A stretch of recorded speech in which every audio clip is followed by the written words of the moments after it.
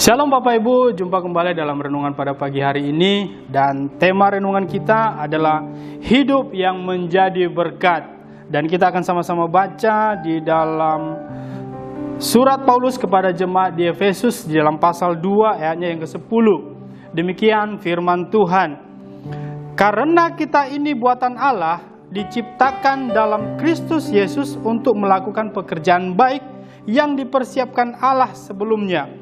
Ia mau supaya kita hidup di dalamnya.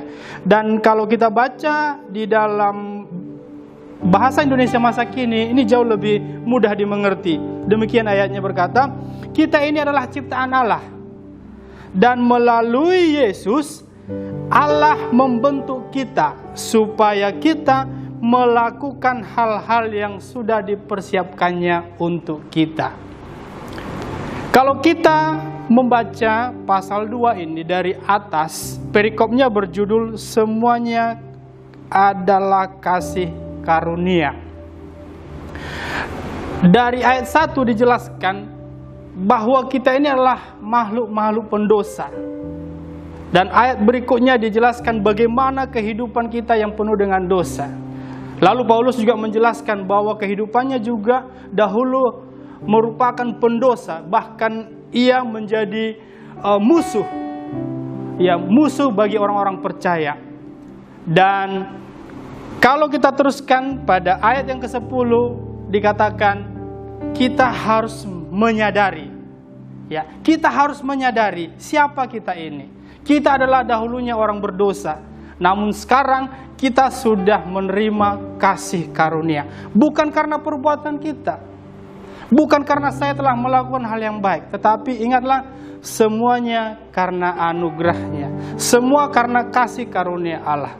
Sehingga kita bisa ada seperti sekarang ini. Kita harus menyadari hal itu.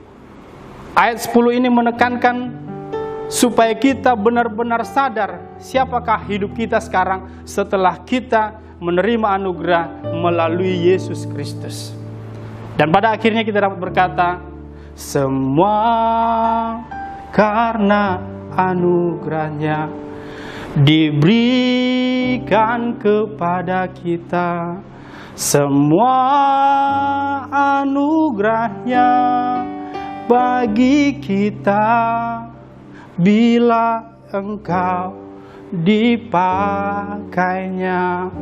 Ingat tujuan Allah di dalam kehidupan kita setelah kita menerima kasih karunia adalah supaya hidup kita bisa menjadi berkat bagi banyak orang dan menjadi cerminan kasih Kristus.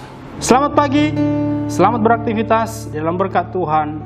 Shalom, Tuhan Yesus memberkati.